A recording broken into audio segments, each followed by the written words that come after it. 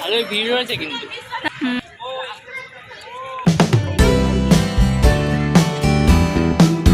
একজন হচ্ছে কি পার্কে আসার আগে আমাকে বলছিল যে হচ্ছে কি পার্কে আসবে না আজকে, সে বলছে যে না এলাম যে ভালোই করলাম, না গেলে হচ্ছে গিয়ে মিস করে যেতাম। ভালো লাগছে বেশ, বাড়িতে শুয়ে বসে থাকতাম, একটু ঘোরাও হয়ে গেল।